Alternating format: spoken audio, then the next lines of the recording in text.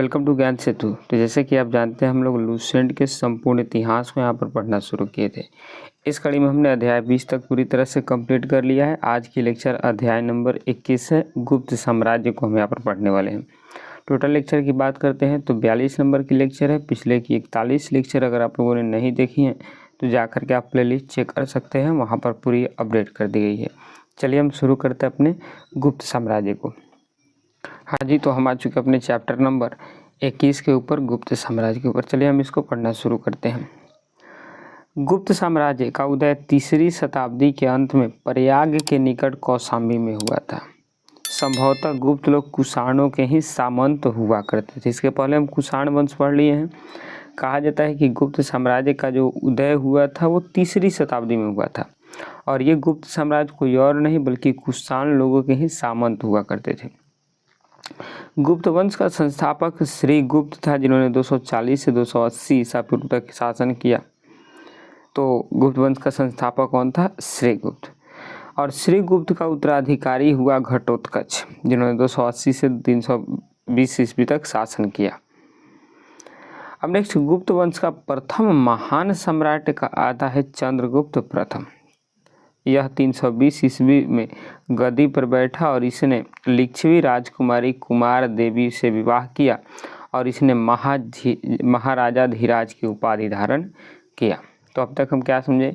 गुप्त साम्राज्य की स्थापना कब हुई थी? तो 3री शताब्दी में। कहाँ पर? तो कौशाम्बी में। ये लोग कौन थे? तो कुषाणों के सामंत हुआ करते थे और इसका संस्थापक कौन था? श्रीगुप्त था। इसका उत्तराधिकारी घटोत्कच नामक शासक हुआ और गुप्त वंश का जो सबसे महान सम्राट हुआ वो था चंद्रगुप्त प्रथम। इस चंद्रगुप्त प्रथम की विवाह 320 ईस्वी में लिच्छवी राजकुमारी कुमार देवी से हुआ और इसी ने ही चंद्रगुप्त प्रथम ने ही महाराजा धीराज की उपाधि धारण किया था।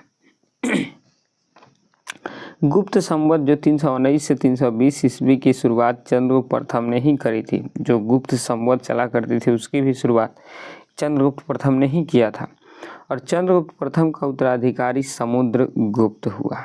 तो अब तक हम इतने शासकों के बारे में जान चुके। जो 335 ईस्वी में राजगद्दी पर बैठा और इसने आर्यावर्त के 9 शासकों और दक्षिणावर्त के 12 शासकों को पराजित किया। जो ऊपर वाले भारत के ऊपर वाला पार्ट था उसमें 9 शासक और दक्षिणावर्त के 12 शासकों को अकेला कौन? तो समुद्रगुप्त ने ही पराजित किया। और समुद्रगुप्त को ही भारत का नेपोलियन कहा जाता है। ये भी बात ध्यान में रखेंगे। भारत का नेपोलियन किसको कहा जाता है? समुद्रगुप्त को ही कहा जाता है। इन्हीं विजयों के कारण इसे भारत का नेपोलियन भी कहा जाता है। और इसने अश्वमेघ कर्ता, विक्रम एवं परम भागवत की उपाधि धारण किया था और इसे ही कविराज भी कहा जाता है। तो इतनी सारी उपाधियां धारण किया था कौन? तो वो था चंद्रगुप्त प्रथम का उत्तराधिकारी कौन? समुद्रगुप्त।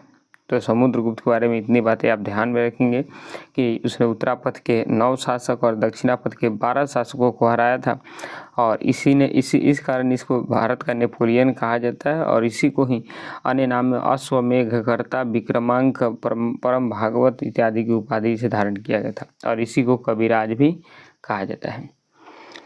अब आएंगे नेक्स्ट। समुद्रगुप्त विष्णु का उपासक था, भगवान विष्णु की पूजा करता था, यानी एक तरह से कहे तो अलवार संत था। ये कौन सा? अलवार संत। आपको अलवार और नयनार दोनों बताए हैं। नयनार कौन थे? शिव भक्त को मानने वाले थे और अलवार विष्णु को मानने वाले थे। समुद्रगुप्त संगीत प्रेमी था, इसलिए इसका जो सिक्का होता है उस पर बीना बजाते हुए मिलता है। ऐसा अनुमान उसके सिक्कों पर उसे बीना वादन करते हुए दिखाया गया है। तो इसलिए इसे मालूम चलता है जो सिक्का था उस सिक्का पर क्या देखने को मिला कि अपने हाथ में एक बीना लेकर इसे बजा रहा है। तो इससे समझ में आया कि हो ना हो कि ये समुद्रगुप्त एक संगीत प्रेमी हुआ करता था। समुद्रगुप्त का दरबारी कवि हरिसेन था। बड़ा इंपॉर्टेंट क्वेश्चन है, जिसने इलाहाबाद के प्रशस्ति लेख की रचना करी।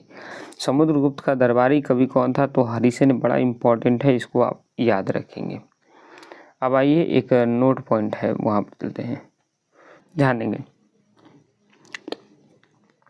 परम भागवत की उपाधि धारण करने वाला प्रथम गुप्त शासक समुद्रगुप्त था गया एवं नालंदा से मिले ताम्रलेख से समुद्रगुप्त की परम भागवत कहा गया है, ये बात मालूम चलता है हमको। तो परम भागवत की उपाधि धारण करने वाला प्रथम गुप्त शासक कौन हुआ? तो समुद्रगुप्त हुआ। समुद्रगुप्त का उत्तराधिकारी चंद्रगुप्त द्वितीय हुआ, जो 380 ईस्वी में राजगद्दी पर बैठा। यानी समुद्रगुप्त के बाद अब गुप्त वंश का शासक कौन आया? तो आया चंद्रगुप्त द्वितीय। इसके समय में चीनी बौद्ध यात्री फाहियान भारत आया था। सबसे ज़्यादा इम्पोर्टेंट क्वेश्चन है कि फाहियान किसके समय भारत आया था? तो चंद्रगुप्त सेकंड के समय। शकों पर विजय के उपलक्ष्य में चंद्रगुप्त सेकंड ने चांदी के सिक्के चलवाए और चंद्रगुप्त सेकंड ने विक्रमादित्य की उपाधि धारण की और यह उपाधि इससे पूर्व 57 ईसा पूर्व में उज्जैन के शासक ने पश्चिमी भारत में शक क्षत्रपों पर विजय पाने के उपलक्ष्य में धारण करता था। आपको याद होगा शक वंश को जब पराजित कर रहा था तो अपने नाम के बाद विक्रमादित्य का उपाधि धारण करता था। मतलब एक तरह से कहे तो शकों को हराने वाला वही कहलाता है कौन? विक्रमादित्य। और इस विक्रमादित्य की उपाधि कौन धारण किया था? चंद्रगुप्त सेकंड। अब आएंगे अगला क्वेश्चन। सब चंद्रगुप्त सेकंड का राज्य कभी था? चंद्रगुप्त सेकंड के समय में पाटलिपुत्र उज्जैनी विद्या के प्रमुख केंद्र हुआ करते थे। इसके बाद अनुश्रुति के अनुसार चंद्रगुप्त सेकंड के दरबार में 9 विद्वानों की एक मंडली निवास करती थी, जिसको नवरत्न भी कहा जाता था। एक आप अकबर जब पढ़िएगा तो वहाँ पर भी उसके नवरत्नों के बारे में पढ़िएगा और एक यहाँ पर भी नवरत्न था उसके बारे में पढ़िएगा। महाकवि कालिदास संभवतः इनमें अग्रगण्य थे। कालिदास भी इसी के दरबार में हुआ करते थे। इसके अलावा अन्य सारे विद्वान जैसे कि धन्वंतरी हो गए, छपणक हो गए जिन्होंने फलित ज्योतिष के विद्वान थे, अमर सिंह हो गए, शंकु हो गए, बेताल भट्ट हो गए, घटकरपर या फिर इनको बड़ा मिहिर एवं वीर वारुचि जैसे विद्वान इनके दरबार में चंद्रगुप्त सेकंड के दरबार में रहा करते थे। ये बात आप ध्यान में रखेंगे। अब आएंगे इधर नेक्स्ट है चंद्रगुप्त सेकंड का सांधी विग्रहिक सचिव वीरसेन शैव मतावलंबी था, जिसने शिव की पूजा के लिए उदयगिरी पहाड़ियों पर एक गुफा का निर्माण करवाया था। और वीरसेन व्याकरण, न्याय, मीमांसा एवं शब्द का प्रकांड कभी भी हुआ करते थे। क्या क्या मालूम चला कि चंद्रगुप्त सेकंड का ही सांधी विग्रहिक सचिव वीरसेन हुआ। शैव मतलबी था जिसने शिव की पूजा के लिए उदयगार पहाड़ी पर एक गुफा बनवाया था। और वीरसेन व्याकरण, न्याय, मीमांसा और शब्द का प्रचंड जो था वो विद्वान हुआ करते थे। कौन? वीरसेन। अब आएंगे नेक्स्ट। चंद्रगुप्त सेकंड का उत्तराधिकारी कुमार गुप्त प्रथम हुआ। ये गोविंद गुप्त, इसी को जो कुमार गुप्त है इसी को गोविंद गुप्त भी कहा जाता है।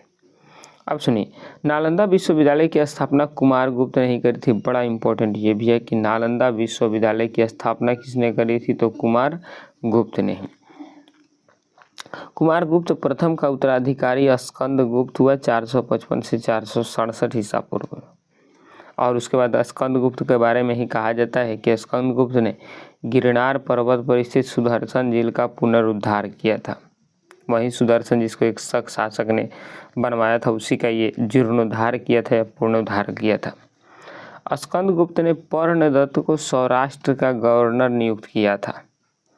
और स्कंद गुप्त के शासनकाल में ही हुनों का आक्रमण शुरू हो गया और अंतिम गुप्त शासक विष्णुगुप्त हुआ, जिसके समय में हुन के आक्रमण हुआ। अब ये हुन कौन थे इसके बारे में नेक्स्ट चैप्टर में पढ़ेंगे कि हुनों का आक्रमण कैसे हुआ। इसके पहले हम शक वंश, कुषाण वंश, हिंद यूनानी इन सब के बारे में पढ़ चुके हैं। तो गुप्त वंश का अंतिम साम्राज्य हुआ विष्णुगुप्त। अब आएंगे नेक्स्ट। गुप्त साम्राज्य की सबसे बड़ी प्रादेशिक इकाई देश थी जिसके शासक को गोपणा कहा जाता था। एक दूसरी प्रादेशिक इकाई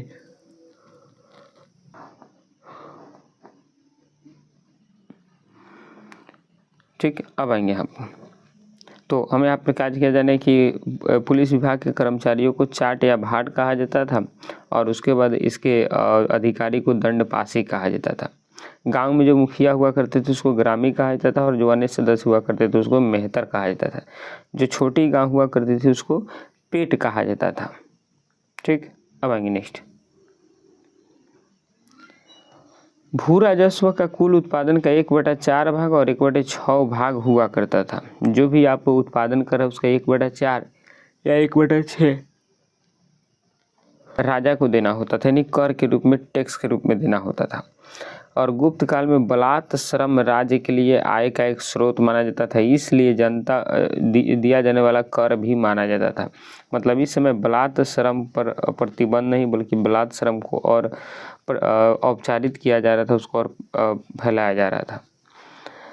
अब आइए समझते हैं कि गुप्त साम्राज्य में आर्थिक उपयोगिता के आधार पर किस प्रकार की भूमि हुआ करती थी, किस भूमि को क्या नाम दिया जाता था। तो जैसे क्षेत्र, पहला बात करते हैं क्षेत्र। तो कृषि करने वाली जो भूमि हुआ करती थी उसी को गुप्त साम्राज्य में क्षेत्र कहा जाता था। और दूसरा वास्तु, वास करने वाले भूमि पर, जिस भूमि पर हम अधिवास रहते हैं, हम अधिवास मतलब कि हम वहाँ पर निवास करते हैं, उस भूमि को वास कहा जाता था, वास्तु कहा जाता था। और तीसरा चारागाह भूमि, पशुओं के चारा के योग्य भूमि हुआ करते थे। और चौथे प्रकार की भूमि थी सील, और ऐसी भूमि जो जोतने योग्य नहीं होती थी, जिसको आज हम बोलते हैं परती भूमि, उसी परती भूमि को गुप्त साम्राज्य में सील कहा जाता था। और उसके बाद अपरहत भूमि, तो ऐसी भूमि जो जंगली होती थी उसको अपरहत भूमि कहा जाता था। इसके बाद तो ये रही खेत के बारे में। अब बात करते हैं सिंचाई के लिए। तो सिंचाई के लिए यहाँ रहट यानी नहर और घंटी यंत्र का प्रयोग हुआ करता था। और श्रेणी के प्रधान को ज्येष्ठक भी कहा जाता था। और उसके बाद गुप्त काल में उज्जैन सर्वाधिक महत्वपूर्ण व्यापारिक केंद्र हुआ करता था। गुप्त राजाओं ने सर्वाधिक स्वर्ण मुद्राएं भी जारी की। क्वेश्चन यहाँ से पूछा कि सर्वाधिक स्वर्ण मुद्रा कौन जारी किया, तो वो गुप्त साम्राज्य के थे। और उसके बाद आपसे क्वेश्चन पूछे सीसा के सिक्का, तो सीसा के हम आपको बताए थे सातवाहन वंश ने ज़्यादातर इसका यूज किया था। और शुद्ध सोने के सिक्के कौन यूज किए थे, तो हिंद यूनानी ने किए थे। और सर्वाधिक सोने के सिक्के तो वो आपके गुप्त साम्राज्य के वंशजों ने किया था। अब आइए नेक्स्ट, गुजरात के बाद गुप्त राजाओं की बड़ी संख्या में चांदी के सिक्के भी जारी किए थे, जो लेन देन में काफ़ी ज़्यादा महत्वपूर्ण हुआ करती थी। अब आइए हम समझते हैं गुप्तकालीन मंदिर के ऊपर कि गुप्तकालीन मंदिर क्या था। तो सबसे पहले मंदिर में, और ये कहाँ स्थित है वो स्थान आपको याद करना पड़ेगा। पहला है विष्णु मंदिर, कहाँ है, तो ये तिगवा जबलपुर मध्य प्रदेश में है। दूसरा है शिव मंदिर, ये भूमरा या फिर नागौदा मध्य प्रदेश में। तीसरा पार्वती मंदिर, ये नैना जगह कुठार है, वहाँ पर मध्य प्रदेश में है। और चौथा दशावतार का मंदिर, बड़ा इंपॉर्टेंट है दशावतार का मंदिर, इसको आप हाईलाइट करके रखेंगे। दशावतार की मंदिर कहाँ है, देवगढ़ ललितपुर उत्तर प्रदेश में है। और पाँचवा है शिव मंदिर, ये खोह नागौद मध्य प्रदेश में। और छठा है लक्ष्मण मंदिर, ईंटों द्वारा जो निर्मित है वो भीतरगांव कानपुर उत्तर प्रदेश में है। इनमें सबसे ज़्यादा इम्पोर्टेंट है दशावतार मंदिर, ये इम्पोर्टेंट करके रखिए और चीज़ों को याद कर लीजिएगा। अब आइए नेक्स्ट, कायस्थों को सर्वप्रथम वर्णन याज्ञवल्क्य के स्मृति में मिलता है। जाति के रूप में कायस्थों का सर्वप्रथम वर्णन उष्णम स्मृति में मिलता है। और विंध्य जंगल में सवर जाति के लोग अपने देवताओं को मनुष्य का मांस भी चढ़ाया करते थे। तो ये बस नॉर्मल जानकारी रही। तो कल हम शुरू करेंगे यहाँ से आगे वाली सेक्शन को, और कल हम इस चैप्टर को भी पढ़ लेंगे और यहाँ से जो भी इम्पोर्टेंट क्वेश्चन पूछी गई है प्रीवियस ईयर के एग्जाम में उसको भी डिस्कस कर लेंगे। तो ये कल के लेक्चर में लास्ट ये लेक्चर रहेंगे, कल ये गुप्त साम्राज्य ख़त्म हो जाएंगे। चलिए मिलते हैं नेक्स्ट वीडियो में, तब तक के लिए जय हिंद जय भारत।